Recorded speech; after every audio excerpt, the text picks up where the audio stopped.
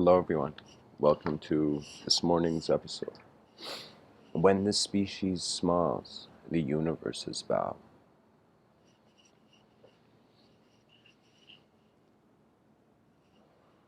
I thought of sharing or providing some commentary on what in other talks I have indirectly referred to as the greatest story never told. And it's the story of our species' future, humanity's future.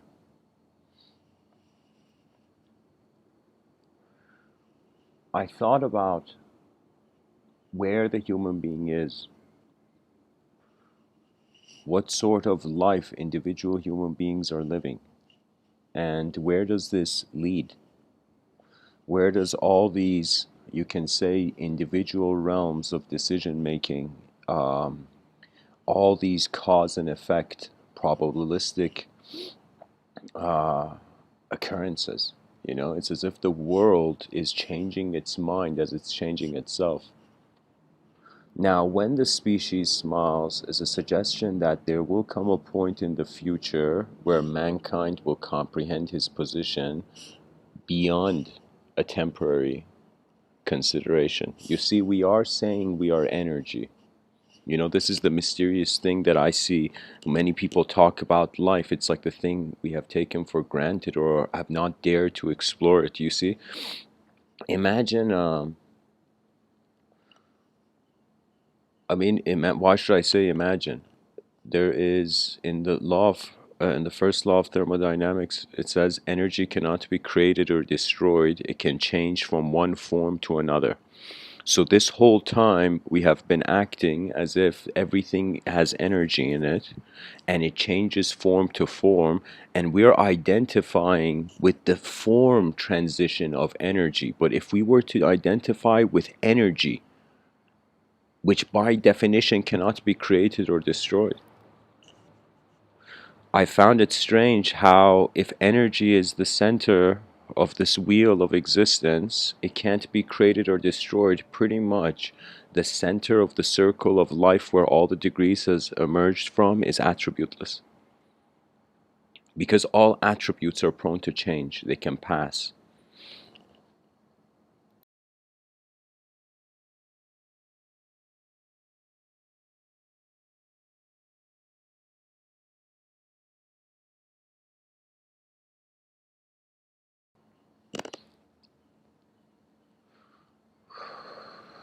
This world is too big to be contained in just language. This is why when someone speaks, the best thing they can hope for is that their words are somehow a new polished mirror for the listener. I have in my inner realms, as the intent for this episode is more poetic, I would say, because I'm looking into the future. When I look at the future, poetry. When I look at the past, there needs to be precision. When I'm in the present, man is free. But this episode, where I'm looking at the future, I will tell you the individual behavior has no other purpose other than to scan its environment and eventually integrate into its environment. When you look at the idea of human living, it's pretty much procedures. It's like existential protocols, certain things you have to do to exist as a biological being, certain things, whether you do them or not as a biological being, it's as if they're, how can I tell you, it's as if you may fall from a bicycle, but somebody else is sitting on the most comfortable chair, comfortable couch or something. That means the way reality is that the eyes that we think we don't have, most likely someone else has. It's like the notion of thinking of the doppelganger. Now, me personally, I have a twin brother. I'm in a unique position.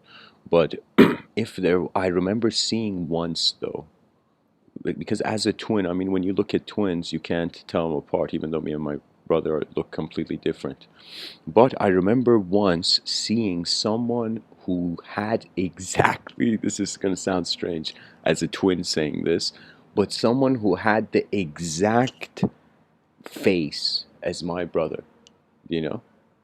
The type, like the facial gesture, sometimes I feel it's like there isn't one person, there is patterns of people.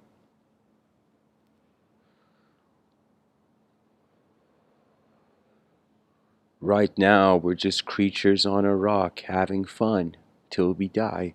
Like that's literally the game plan so far. Imagine, think of it this way, that for eons you have been waiting on the sidelines and you suddenly come back on into the court. And now that you're in the court, the game is not even the game that the court is based on. You know, if it was me, I would, if I don't know. I mean, I'm I'm just some random guy speaking from Toronto, but I'm saying, like,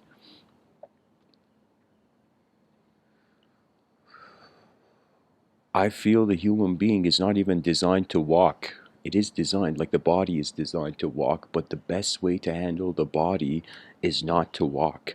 Can you see? Because every movement the person does, it is true. I mean, the bones have to have a certain thing, but gravity on this earth kinda is more than expected. Think of as if you're used to the gravity of another planet. You come to this planet and you're like, okay, the gravity's too much here. Or even if you're an astronaut, some astronauts, well, especially I think when coming back to Earth, it's such a unique experience for them to walk.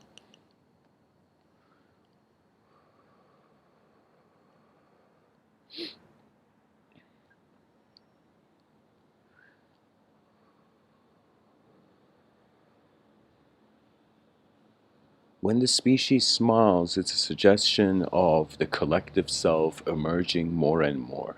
You can say the internet is a huge sign of a collective direction where the species is going. What does that mean? That means we were beings that were, I mean, we have been obsessed with communication. Communication is really what sets us apart from the other species, you know? That means sometimes I look at animals and I'm like, look at these fools.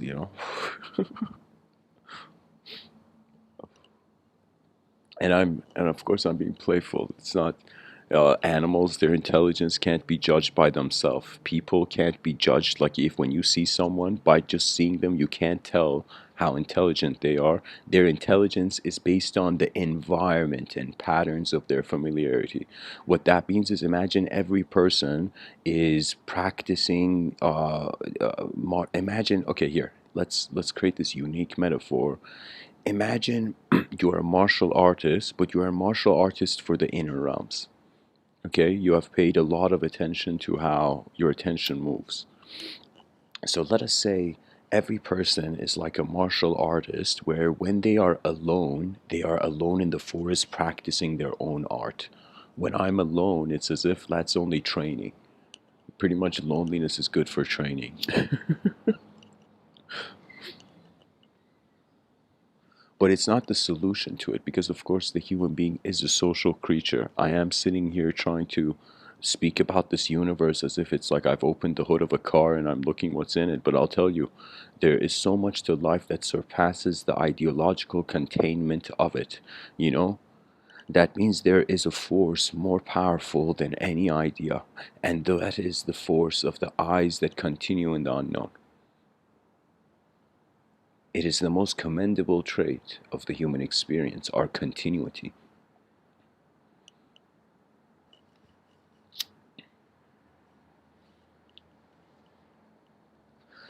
Now, I don't know how to say it. Sometimes when I come to speak, there is an inner event, but it is more seen as through emotion. So, what it means is, like, I don't know, some people think through emotions instinctually. I mean, we speak an emotional language. Now, you can get desensitized to this emotional language based on your conditioning. Like, what a lot of people don't realize is that, I mean, me personally, I've kind of experienced both cultures, in Eastern culture and Western culture, you know, not all around, but to some degree. In Eastern culture, discipline surpassed freedom. It's as if they asked the question, how do we get freedom? Be disciplined. Do you know?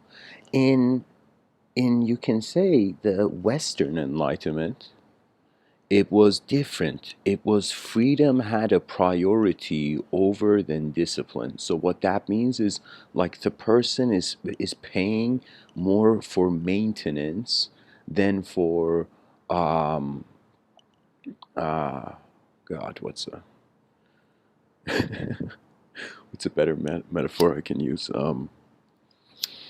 I don't know. There is something to life that it's not a sentence on a piece of paper. After some point, it's an event. You engage it, and all things while you're in the dynamism of this event are neutral. That means my inner realms feels like a Texas Hold'em hand at a Texas Hold'em poker game, imagine. You see it, others don't. You see your mind, you see your imagination, others don't. Now, based on how you play, how you move in this life, the person inevitably reveals the hand they're holding. Because I'm telling you, the body is perhaps in the reflection of an evolutionary animal, but the mind is in the reflection of a seed. That means that was one thing I was seeing, that I was looking at the metamorphosis of, you can say, a caterpillar to a butterfly, like how a caterpillar turns to a butterfly. And I can't tell you how much I look at insects and I feel they are rocks that have become alive. I know it's not the case, of course. What I'm saying, for me, they're appear. I mean, it's like sometimes it makes no sense why design is the way it is. Just in the same way where a person can't explain what blue is. Like, what is the color blue? How do you explain that? You're like, okay, this is the color, this is blue. You know, we call it blue. This is the color blue. But really, in reality, if you took an incredibly metaphysical or a deep analysis of it, you can't tell. It's like the color blue is just, it's an ascribed truth which is needed. It's one of the early truths, one of the early accesses of psychology. You know, we are a you can say like Maslow. I mean, I'm flying too quick here. Let me pretty much what I was trying to say with the whole insect thing is that it feels to me that we are not made, we are made in the reflection of the inanimate, you know? And this is strange. This is strange that we have a temporary body, but evidently there's a mind here. Some people have even gone so far to say there's a soul here. Do you know, like what are the implication of these ideas? It's just the suggestion that it's like a massive process of changing emergence, and in the middle of it your eyes open, and based on having the tool of language, endless snapshots and interpretation. I can tell you, I can't say that I have found a solution to all problems, but when it comes to my inner realms, from the emotion that a problem gives me, I bring my attention to a design dimension. I keep speaking about this. There is a geometrical dimension here. We are avoiding it. We are avoiding it on such a level that geometry has hidden. Do you know geometry is like the king of all languages? It has hidden in the palace of mathematics in the corner, and children are not finding interest in it. You know, we tend to see when you, I mean, seriously, look at it. Everything in life has geometry to it. Everything has design. The moment you're in a three-dimensional space, there is a design calculation. Like some people have this more, for example, and I've seen it. I haven't seen it in myself, but I've seen it in others. Uh, there are some people who they can emotionally read the room very accurately, very accurately based on the references they have of what the room needs to be. Now, for example, when I go into a room, I can't, I mean, it's not that I can't, it's just emotional processing doesn't exist. That means if you want to live an emotional life, have you seen the movie Yes Man? It's just like that. The whole moral of that movie, Yes Man, where Jim Carrey was playing, was that you can control your emotions, and your emotions don't have to be 24/7. Yes, yes, yes, happy, happy, happy, happy. It's like an artwork. It's like there's a style. It's like life has its own walk, and you're walking alongside it. You know.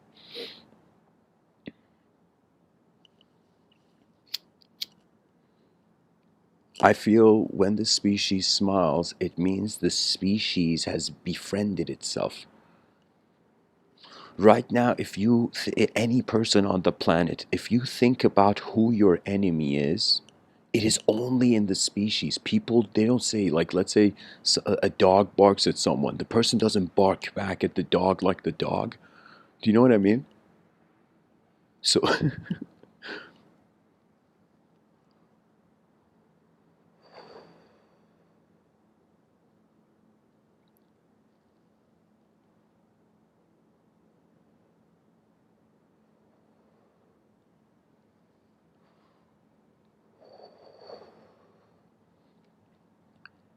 when the human being realizes if nobody else was on Earth, you would be the last person on Earth. That is how valuable the presence of the species is. I honestly feel the best archetype of the teacher is the advanced civilization. you know the advanced civilization is one of those no-brainers. you know Instant no-brainers, because a lot of people, they are left to extracting their own individual purpose. Now, it is true that we can't have um, 8 billion people on this planet all acting in good conduct. Like, it's impossible. There's too many variations of human mindsets that eventually, inevitably, some of them will be chaotic. It's like, imagine there's a color spectrum to the attitude and psychology of human beings. you know and the issue is, people don't realize you can navigate between this color spectrum. But some people, they identify with the color spectrum. One day life is dark and they're like, oh my God. And then one day the light comes in and they're like, oh my God. It becomes, I don't know, it's like a movement. Sometimes when I inhale and exhale, I feel like a dolphin jumping in and out of water.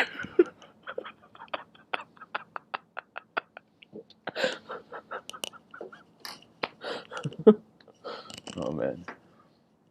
Oh God, I'm gonna wake up people now. I'm laughing. Anyways, my whole point is the system is too big. You can either have endless purposes in life, or you can choose a purpose, or you can choose to do nothing, and eventually life will make you its purpose. You know? There are times where there's immediate suffering. Like, I'm telling you, everybody experiences fear, but it's all about how you intake the fear, how you receive sound, light, space from your environment. I can tell you the cool thing is that when the person is still, the mind is inseparable from the world. When the person moves, the mind separates from the world. We end up becoming subjects. So, believe it or not, I would say this is right now me speaking to you, even though we have built our own civilization upon language. And it's not that language is good or bad, it's an advanced technology. Used well, it's good. Used bad, it's terrible. You know?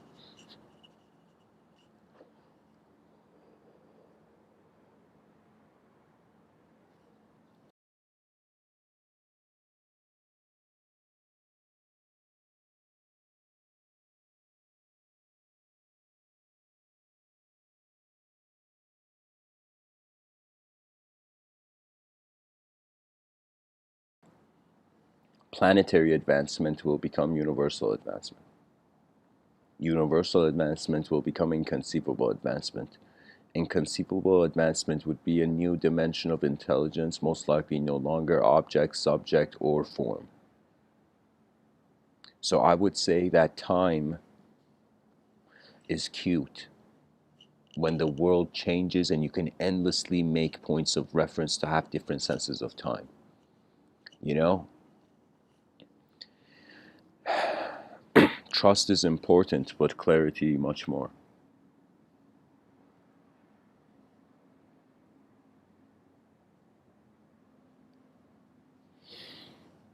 An advanced civilization will come.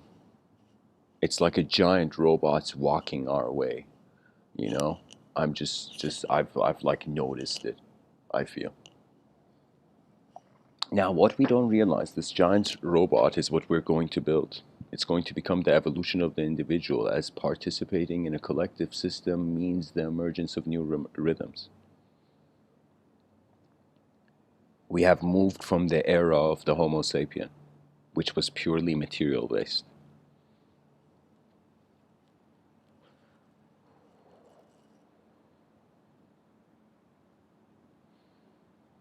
I have created the term the galactician as a suggestion of the next evolutionary step of man is not matter based, it becomes a new evolutionary chart where mind has started moving world. I would tell you the evolution of the body is of course, I'll tell you the mind doesn't. Let me tell you something strange. The body, it evolves. The mind, it it's not, we can't call it evolution. It's remembers. The mind remembers, the body evolves.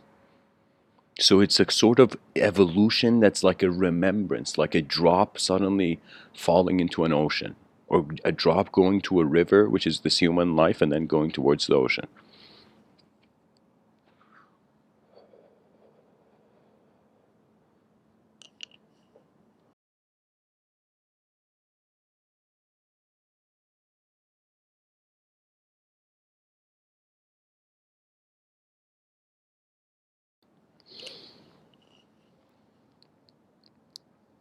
For the first time, the human being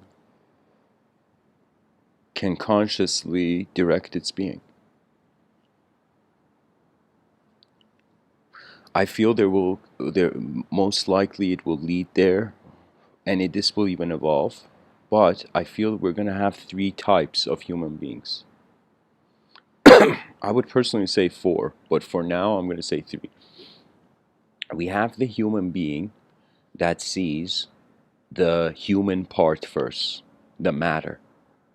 We have a type of human being that sees the being part of the human being first, that is the immaterial. Then we have the third, which is the void witness.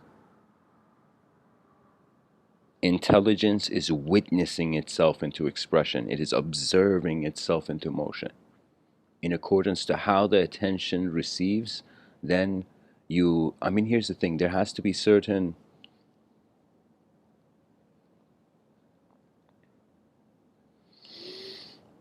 It's like,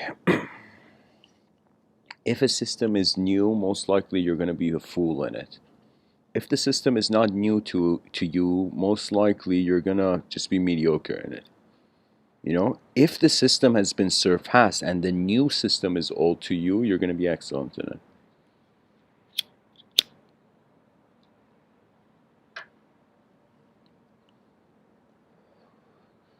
I feel this is just a vacation for attributeless field of intelligence.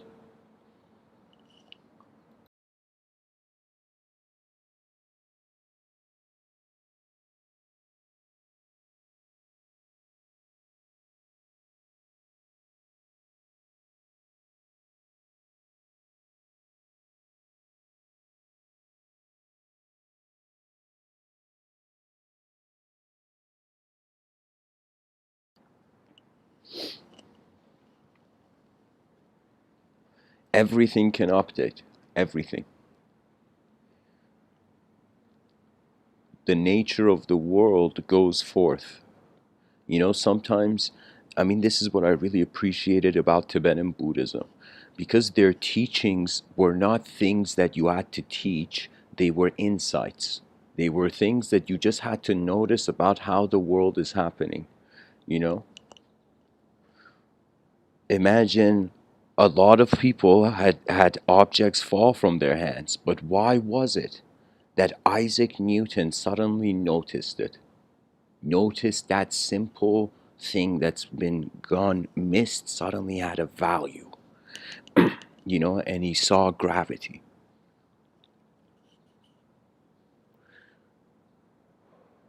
That's the cool thing about the laws of, I mean, discovered is not even, I mean, sure, discovered, but I would say that truth is seen to be. We have to realize how much of our life is visual based. And we're starting off like a video game, first person. Honestly, sometimes I do feel this life is a video game because we, in front of our eyes, are all in the same outer realm. Behind our eyes, we are a wandering viewer.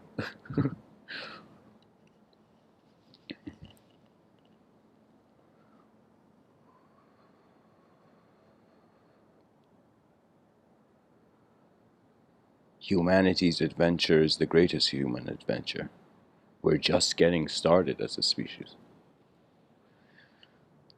Great transformations will come. And they will come when we look at the form transcendentally. When we see that instead of seeing something in one way and judging it, realizing everything can be seen in multiple angles. It's just like an object you can see in multiple angles. I'm telling you, sometimes when I sit here and talk, I choose a title, I look at the title, and I, in some sense, kind of.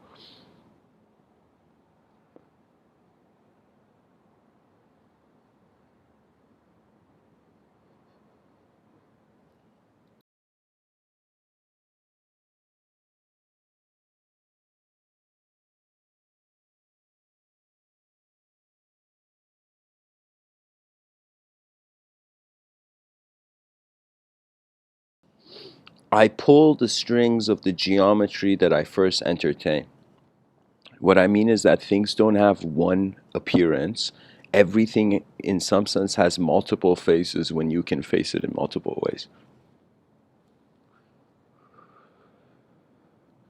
This means the death of static truth. Or not the death of static truth. It means we can't have a truth that's like a painting on a wall. Everything in this universe is changing. If there was a truth, it wouldn't be static. It wouldn't be an object to be worshipped. It would be moving. It would be alive. The whole point of life, or the point of being animate, is life. You move. And as you move, events take place. For you, and events are already taking place, of course.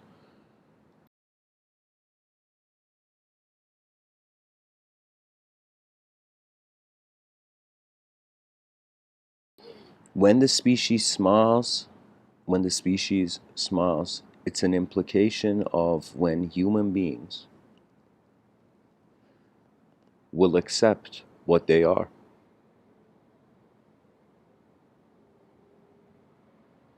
Creatures that their piloting is based on processing.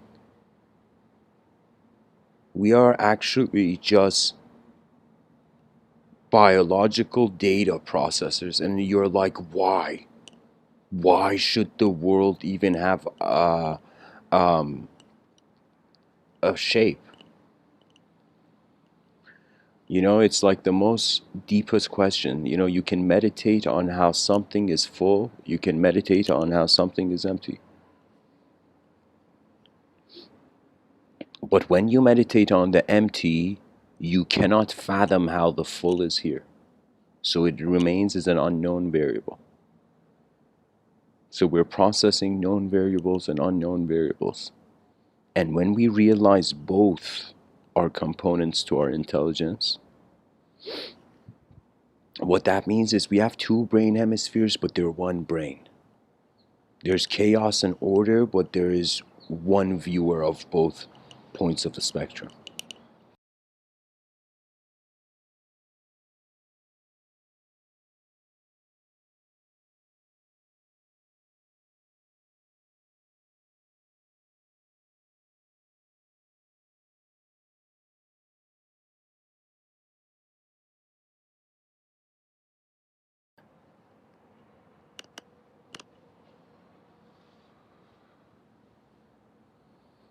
there's the sage.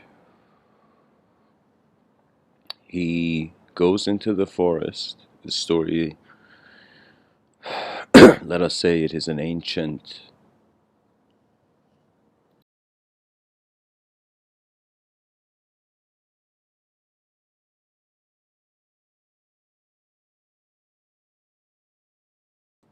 Zen story. I feel it was in a Zen context. But the whole point of it was that there was this man, he goes into the forest. He sits there so long, he masters peace. He masters inner peace.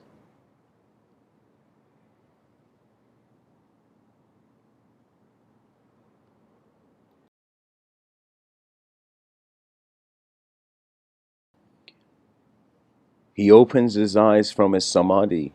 500 disciples have gathered. The sage begins, they start living as monks, and everybody who comes to the forest begins cultivating this inner peace.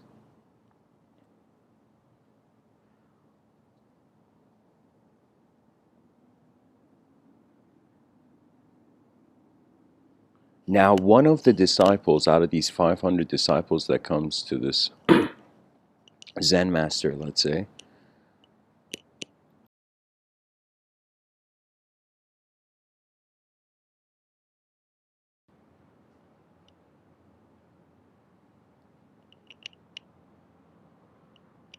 one of the disciples always smiles. Always. He's the smiling disciple. Out of all the disciples, he's just smiling. And only the Zen master knows. Only the master knows why. Let's say sage, guys. I'm going to make this easier for myself. The sage looks at, he has 500 disciples. One of them smiles, and all the other disciples don't know how this guy can just smile all the time. It doesn't make sense, you know?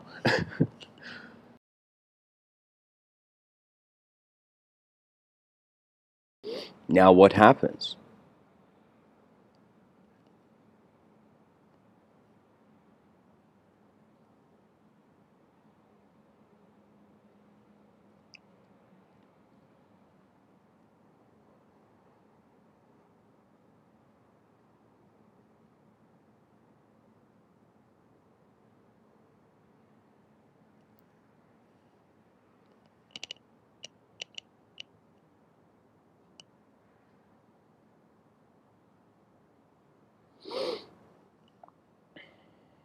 Sorry, guys, there's these beautiful clouds behind this tree, and I was just zooming in on them. Really, what happens is winter comes, and the sage and the disciples all have to go back. Sorry, they don't have to go back. They have to go to this like kingdom or somewhere to survive the winter. And the king's like, "Yo, sages in the forest, definitely come to my kingdom." And the king, if the story suddenly went from the perspective of the king is this person who's immensely like burdened. That means like it's like the king has like the wives of the king are fighting to forward their prince. The people in the council are he doesn't know who to trust. At the same time, he has an appearance to the whole crowd and all this.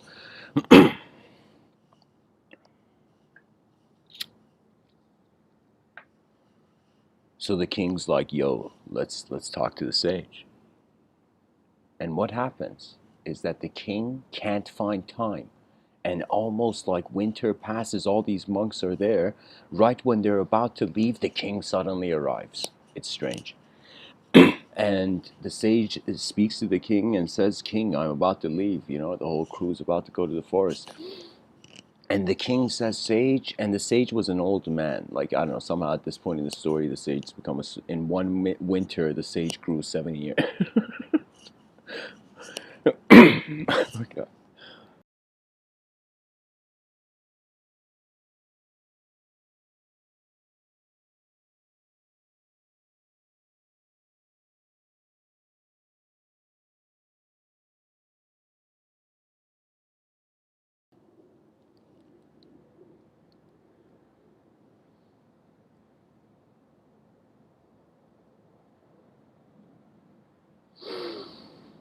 The king says to the sage, "Sage, stay. You're old, stay in the kingdom. You can counsel me. Send your disciples to the forest." And the sage thinks about it, and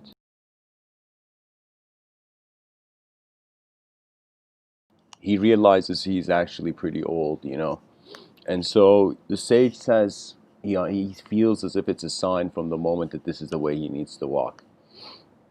And so the sage goes to the disciples, and he comes to the smiling disciple, and he looks at the smiling disciple, and he says, "Go back to nature and find the masterpiece. You are the one who's closest to seeing it, you know."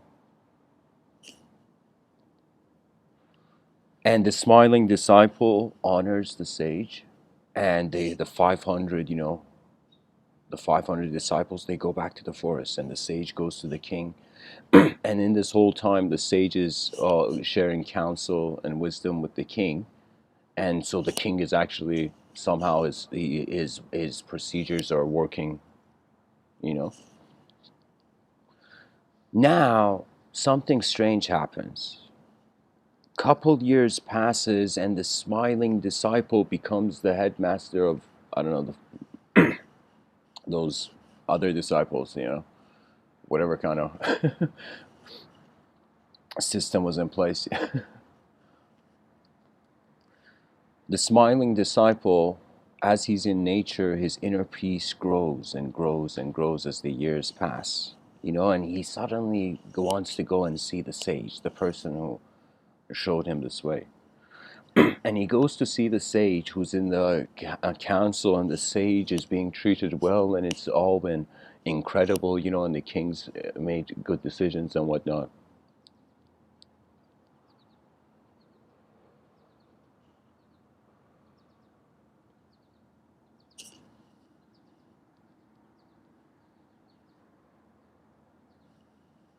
The smiling disciple goes back to see the sage.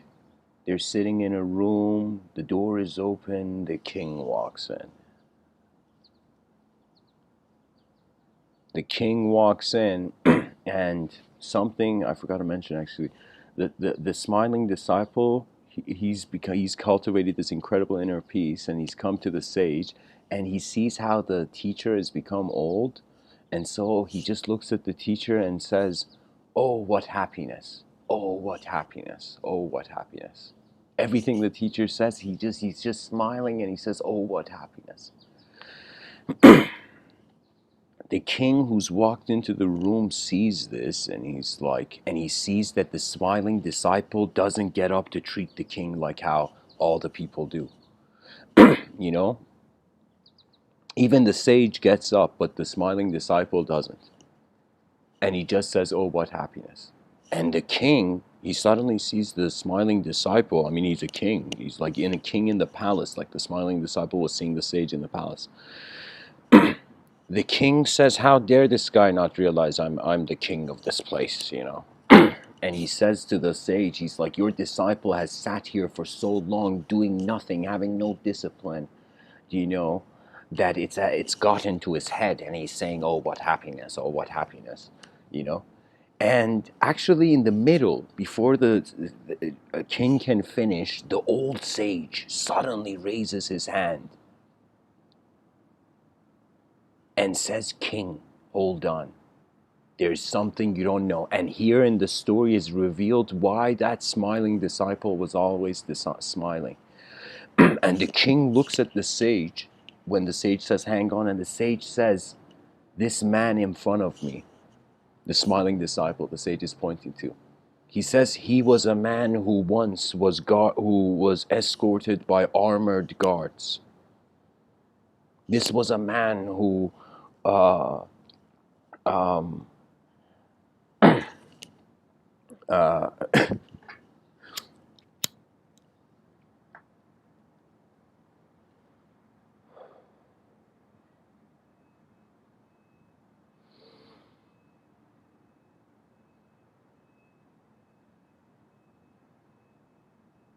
this smiling disciple used to be a king,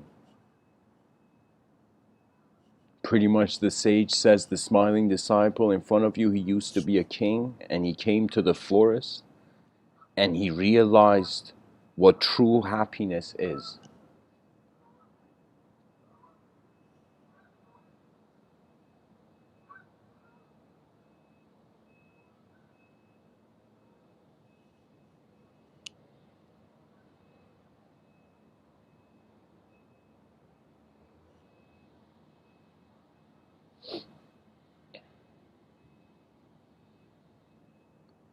The king takes a step back, looks at the smiling disciple, and sits down.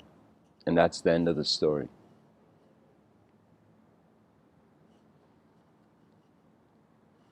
The whole point was that you can be a king, but true happiness is unconditional. It is to hear the symphony of your true nature when you have one lifetime to do so, whatever kind of being you have been. Nature, it's not that it forgives, it redeems.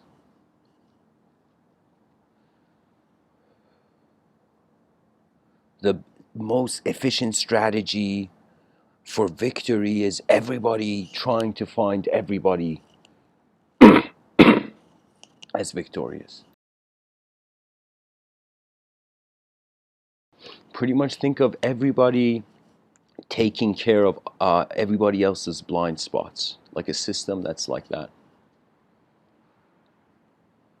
where the people were smart enough to create a system, but of course this has to do with the honesty and decency of people too.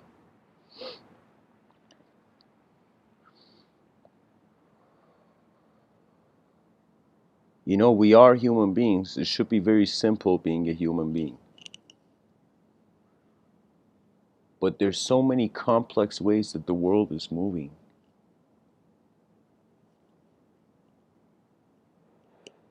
Sometimes all you can do is just watch the moment as the moment.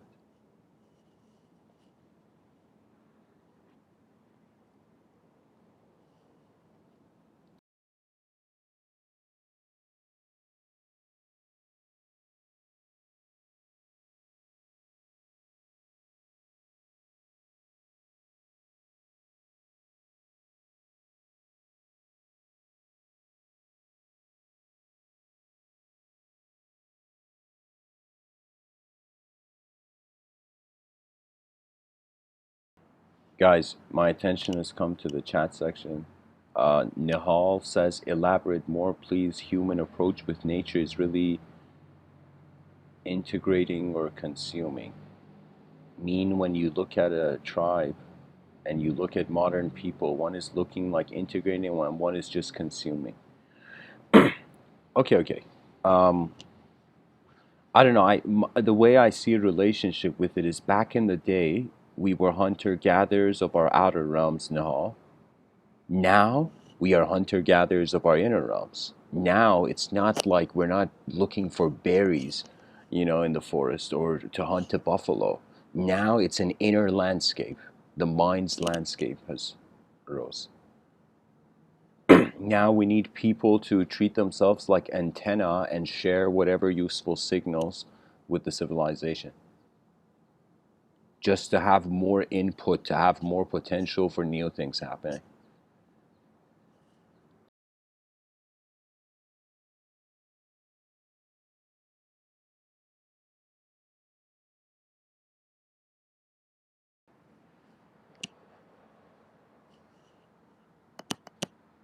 When the species smiles,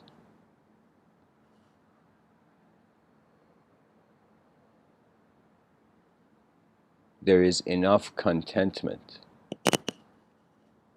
for something greater. You know what it is? Like you can have, like let's say, soccer players. Imagine you're a soccer coach, and you see these soccer players off the field, these soccer players, their characters are totally different. They can't get along and all this. But there's something that when they are playing the same game, they're willing to sacrifice their individual characteristic desires of their inner realms for actually what wants to be accomplished in the outer realm.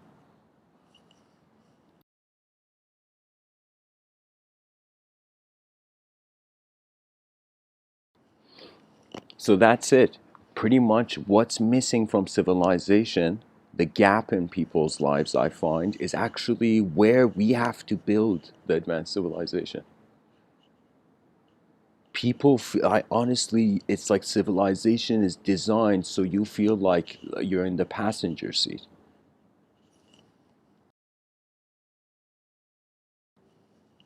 The first view an advanced civilization should have is that first eradicate with such efficiency all the physiological, not eradicate, but solve the physiological problems of the human beings.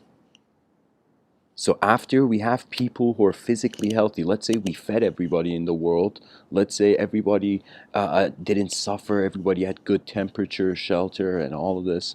Okay, let's say all of that was done. Now we go to the activities of the mind. Now we go towards the psychological needs of the species, not just the person. I'm telling you, let me tell you what the future of politics I find is on this planet. And keep in mind, I'm seeing this in a time frame of maybe 200, 300 years.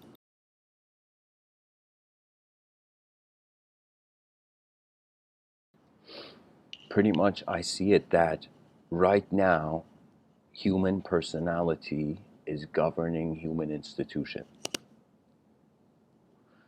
But the human personality has flaws, limitations, corruption, and all of that. Now imagine we realize we have created an advanced AI program that becomes the best president, that sees all the issues. Instantly, somebody says, we have crime in our neighborhood. The AI takes it in and says, 42, get 42 like stations there or something. I don't know. Like, you know what I mean? I'm just saying that machines will do what human beings are doing. And it is only in the domain of novelty where human beings will be needed if everything becomes automated. That means I'll give you an example. Those people who are content creators, whether digital or otherwise, if everything became automated and all labor jobs were being done by robots, we would literally be left in a total new market of people's minds. Everybody would have to become an artist because the position of the laborer is taken by the robot. Do you know? So we would have to build a totally new civilization. It's strange. It's like by creating technology, we're kicking ourselves out of our own civilization. So the cool, funny thing about Civilization 1.0, I'm suggesting we should think about Civilization 2.0. But the cool, funny thing about Civilization 1.0 is that it has actually kicked itself out of its own power. That means imagine you are someone who is very like I don't understand why so many people are going towards AI. Even like you could say elitist power on this planet should be thinking about like, okay, an uncontrollable robot is a bad idea for the planet. You know,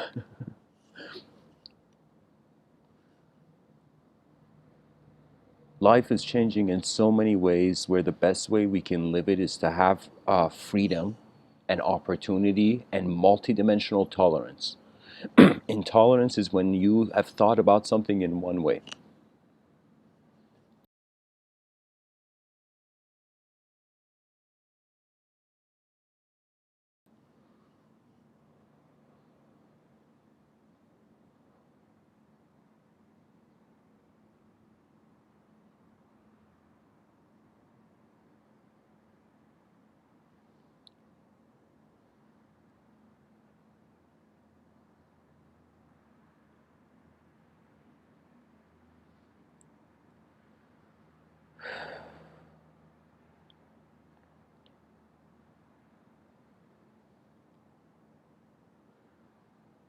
You know, we all are being encouraged by the New Age community to come to the here and now.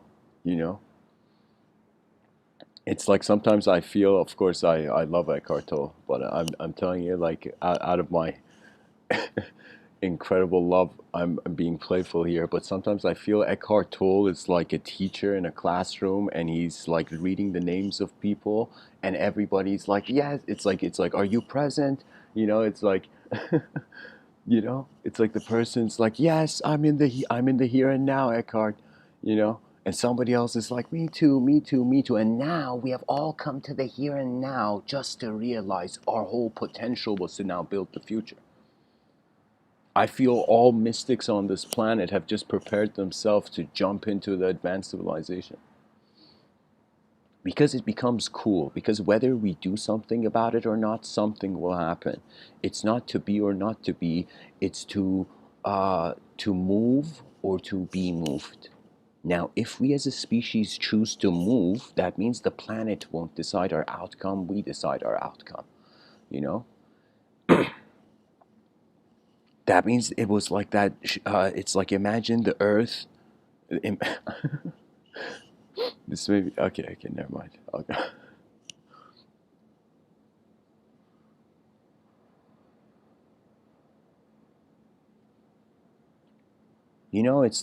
It's like that's the cool thing. I think we're getting bored of hopelessness.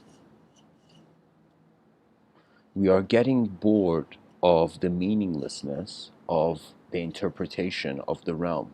And the way there's a remedy to this is to start a relationship not with the known universe, the known outer universe, but also with the unknown inner universe. Healthy ways of doing this is writing, I don't know, speaking, anything that you feel is coming from you. You'll know this. You'll know this. This is so crucial for any writer, even to develop their writer's voice, their style as a human being. It has to come from within you.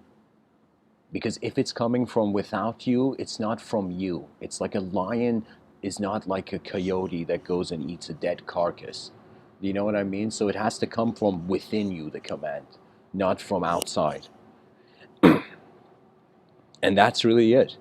Pretty much, I'm just this person living, going about the going about the day. Suddenly, a thought occurs to me. Literally, I see a design. Imagine you're walking somewhere and you saw a statue for a second, or you saw a sort of relationship for a second.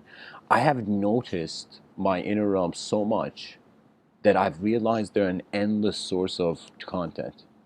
And it's not that they're an endless source of content, it's just that everything is geometric, and everything we consider separate is interconnected. So in an interconnected world, every moment has access to every moment. We don't realize this. This can't be something that can be grasped by an idea. Right now people are thinking their thoughts. I'm like, really? Really? What were you before the word thought was in your vocabulary? Do you see? We're not containers. Language has contained the individual, yet the individual is beyond language.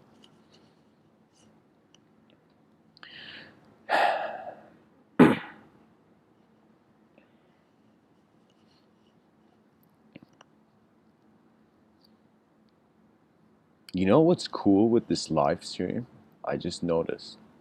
Like, there's 3 people viewing right now. I thought what's cool is that it's like we have teleportation of thought instantly.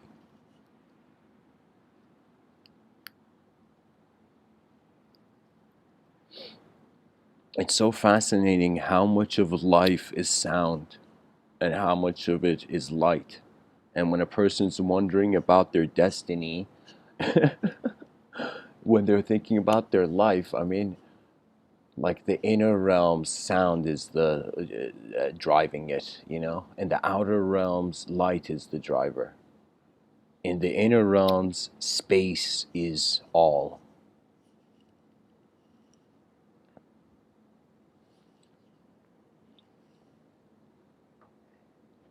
There's a man named Shri Nisargadatta Maharaj. He says,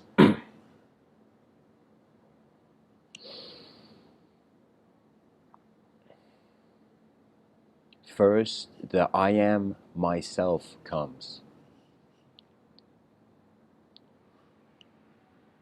Then the I am myself leaves. The I am all comes. Then the I am all leaves. Then the I am comes. Then the I am leaves. Then nature is. And silence takes the microphone as if it was never in your hand.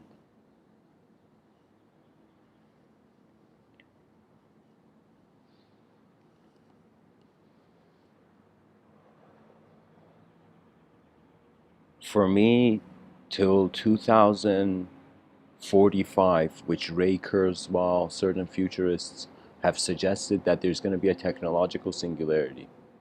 And when you look at the people, we are not caring for an event. Do you know? It's as if like there's an army at the edge of our kingdom, and we're all like, "Yo, look at how beautiful these butterflies are in these green fields," not realizing there's an army at the, at our door.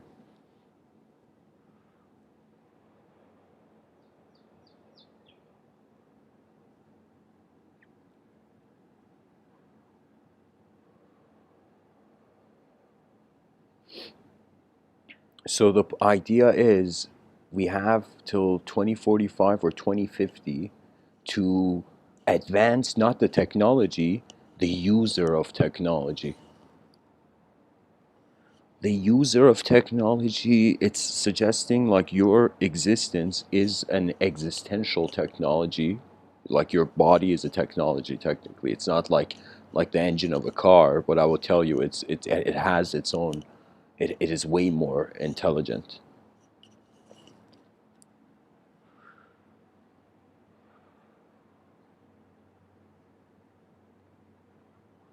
Honestly don't know how to say it aside to say that people have to go towards the new.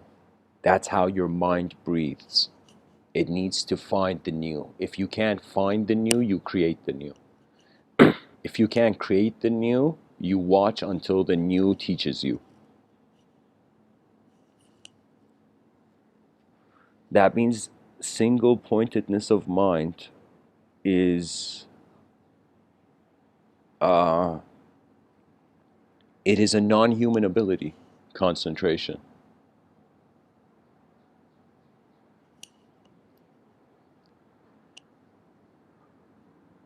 Because in the act of concentration, there's an inseparability from the single point your attention is on. That means I don't know how many people they can suddenly, like, here's the thing, most people can't even look at things. Their eyes are so not used to the unfamiliar that it's like they just put familiar sunglasses, you know?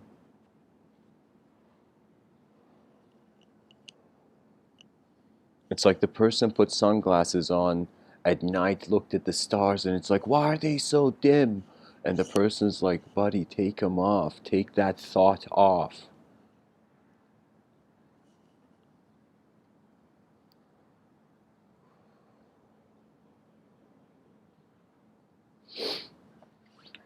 To honor the poetic presence of this episode, I'm going to read some poetic mystical hymns I wrote.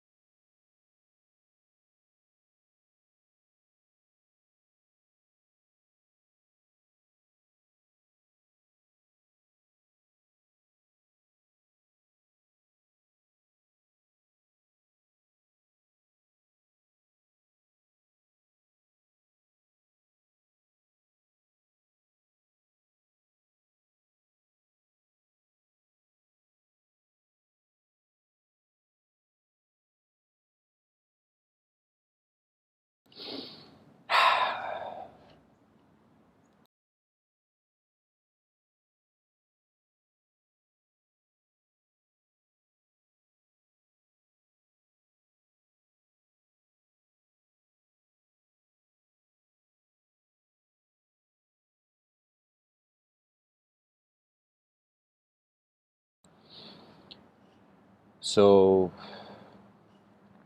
in 2016, guys, I wrote this poetic work called Endless Roads.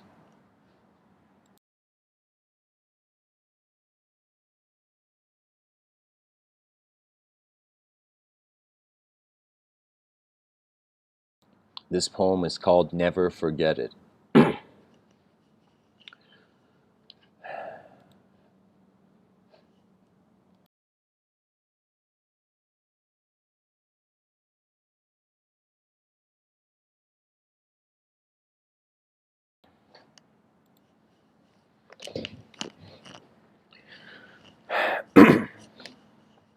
When rocks when rocks listen to rock and roll, how does the pebble remember the mountain through all that has fallen from the peak of conception? All roads are divinely placed, so time has somewhere to go. Have you noticed angels like to travel light? What is the cause? What is the cause is which sleep awakens from its narrow dream.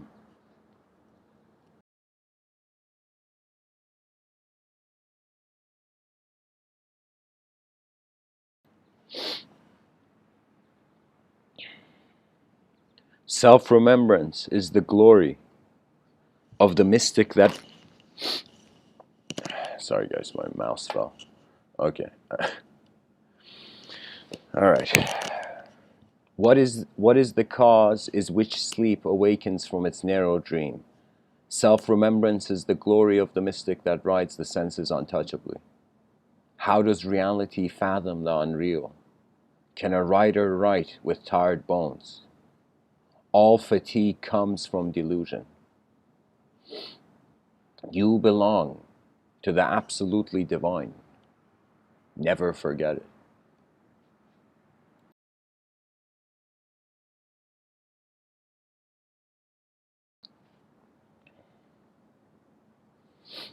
The next poem is called Underneath a Pigeon's Wings.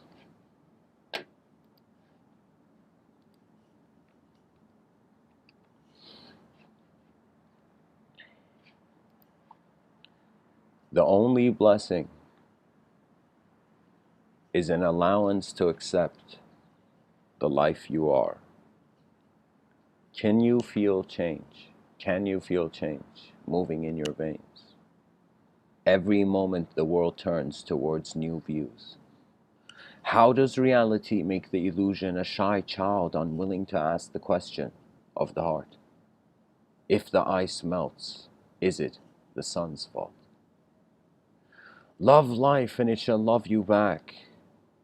Underneath a pigeon's wings, the streets glow at night.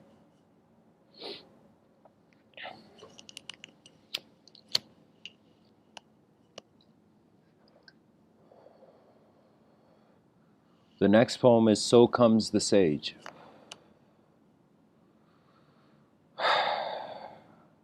So comes the sage, dancing in the folly. That is a reminder of the shadow in the dark side of the moon.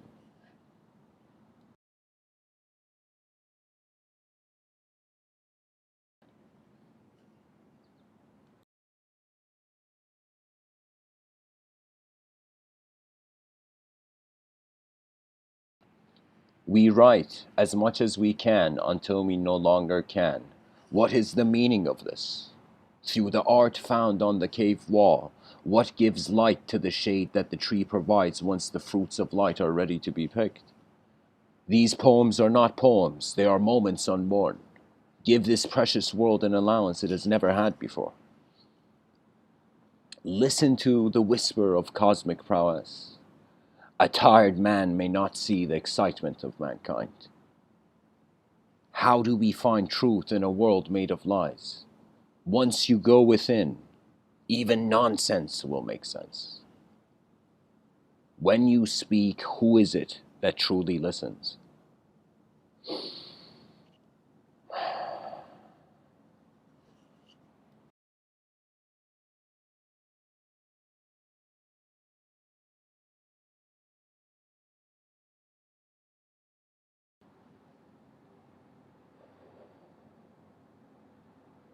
The next poem is Before You Open Your Mouth. Once a fish loved the ocean so much that every tear of joy seemed to add to the divine. But why was the fish here? All worlds stand alone until befriended.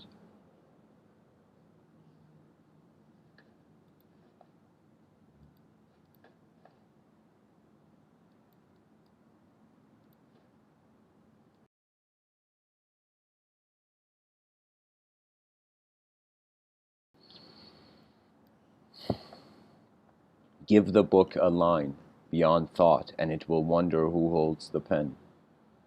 I saw a girl once, she smiled at me through rejection. Could the goddess love all men who have walked to the door of doors? Once I saw a divine light when God kissed me twice. Could love take men and women beyond ignorance? The dance of emotion is just a dance. If she loves you, she will understand you before you open your mouth.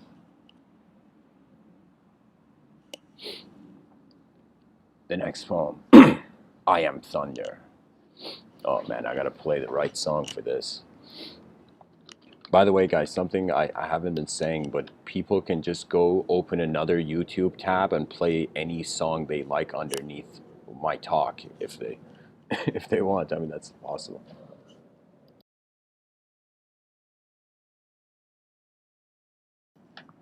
You know, you only need 2 web browser tabs to be a DJ nowadays, yeah.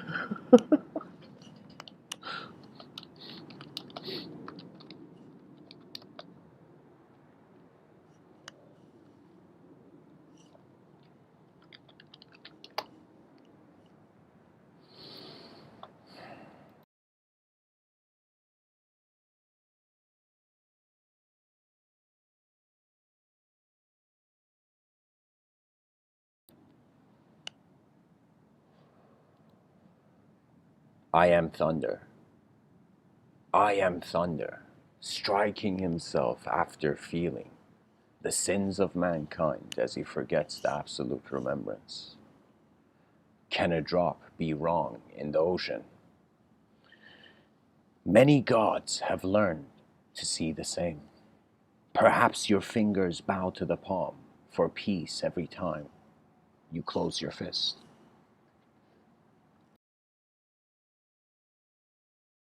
I once saw a phoenix at the edge of a cigar thrown at the ground. Could fire teach water an unexpected lesson? If you make truth, you better realize you are making it. The next poem is Sooner Than Soon.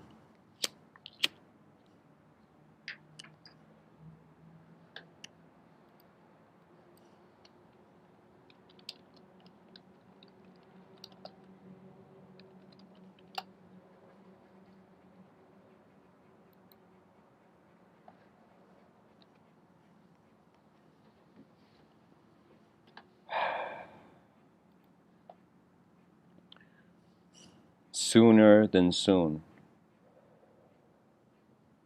earth and ether shall dance together forever. Could the divine be beyond time?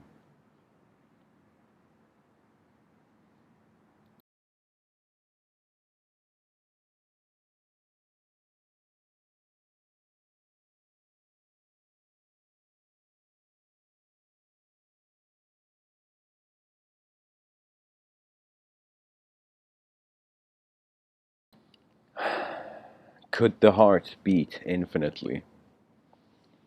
Sooner than soon depends on who is asking. And the last quote I will read, the last poem.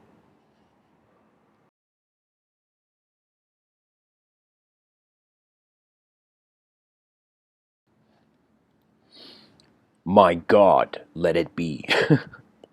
That's the title of the poem. My God, what have you done that this poem has walked to you? The secret of all secrets in the love of now is to let it be.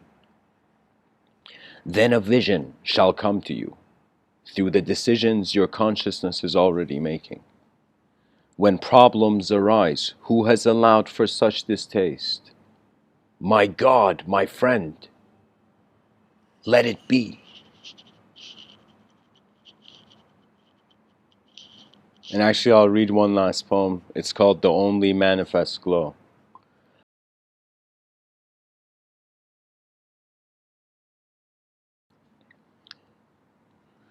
Give your light to all you can see, just like the center of the only manifest glow.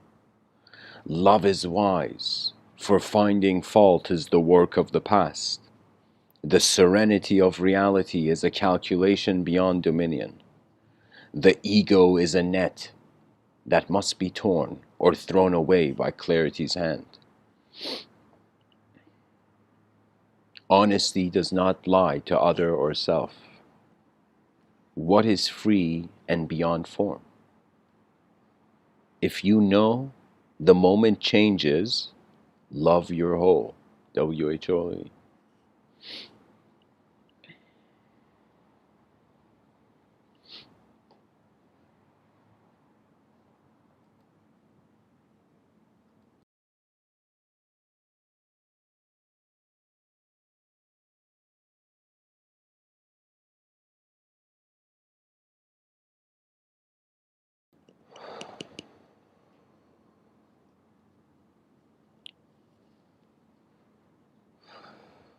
We are people today, we are the world tomorrow.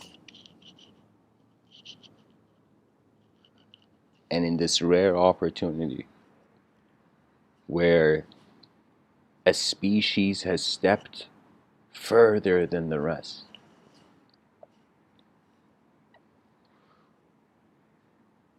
and people feel they're not free, it's like the ultimate disrespect to your ancestors. This doesn't mean that it's like everything is perfect. It just means that it's like your birthright to be free. It surpasses any story. It is how attention has no owner, and nature was here first.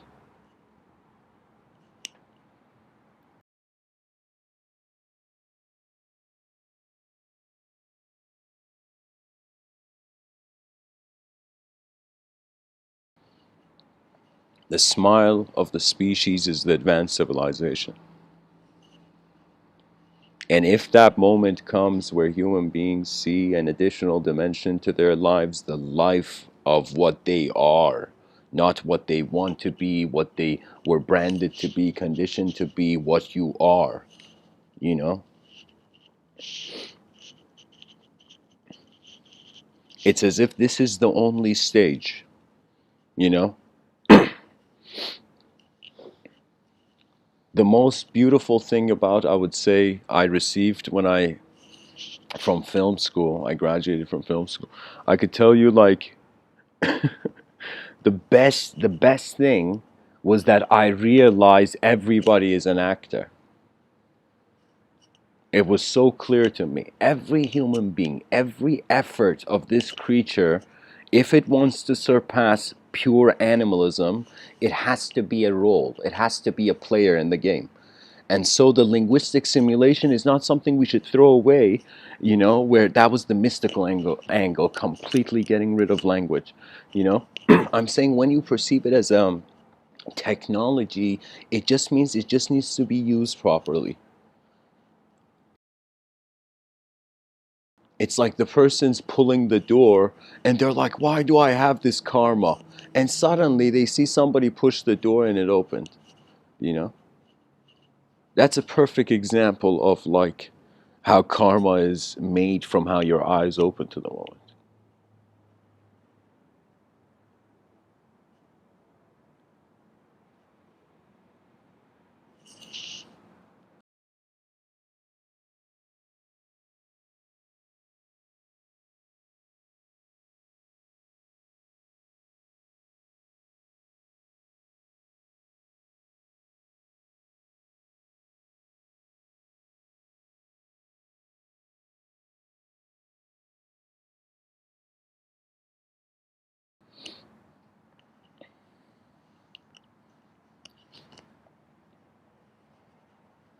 you know?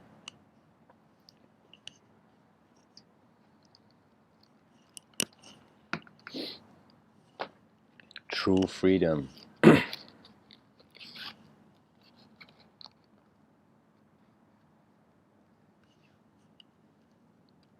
is really achieved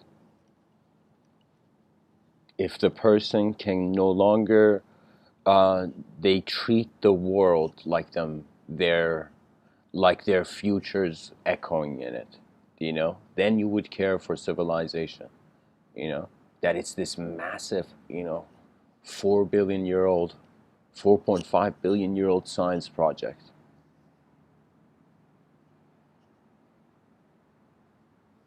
And people, if the human being doesn't care about the hive, who will build the hive? Who will build the advanced civilization for humanity? So every individual has to just pretty much look at what they have in life, gear up, and run towards the efficient, beyond the judgment of how the world has shackled you, caged you.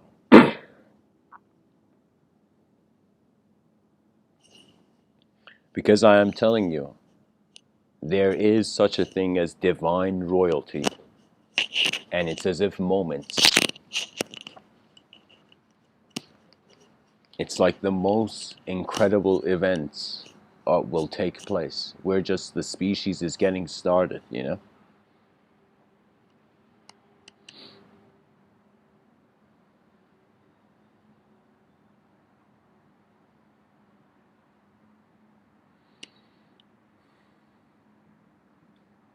Rise, mankind, rise.